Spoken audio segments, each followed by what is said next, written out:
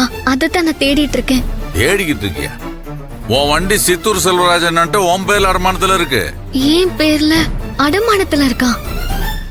யார் மாமா வச்சது? யாரு வச்சதுன்னா நீ வைக்கலையா? ஐயோ இல்ல, நான் வைக்கல மாமா. அப்படியா? சரி இரு, நான் திரும்ப கூப்பிடுறேன். அக்கா, என்னாச்சுக்கா?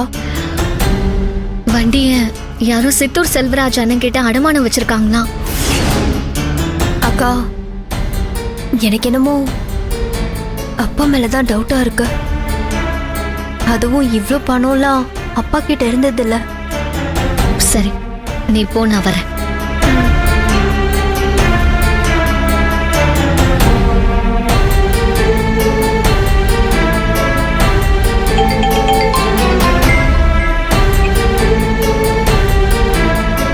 அண்ணா, விசாரிச்சு விட்டேன்.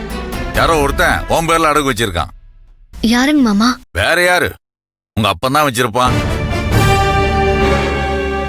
ஆனா விவரமான ஆள் அவன். அவன் பேர்ல வைக்கல, யாரோ ஒருத்தர் கொடுத்து அவங்கள வைக்க வச்சிருக்கான். நீ ஒண்ணும் கவலைப்படாத, வண்டியும் வந்துடும், யார் அடகு வச்சாங்கன்ற உண்மையும் வந்துடும். சரிங்க மாமா, வைக்கிறேன்.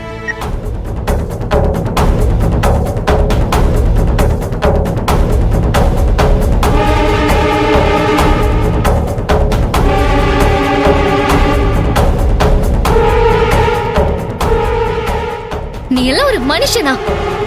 இந்த குடும்பத்துக்கே சோறு போடுற சாமி அது.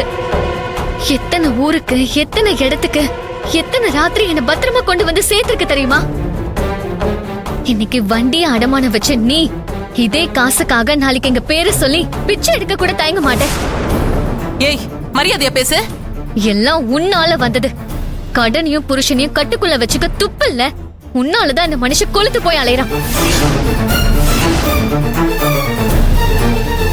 யோ சாமிதாரா, வெளியே வாயா.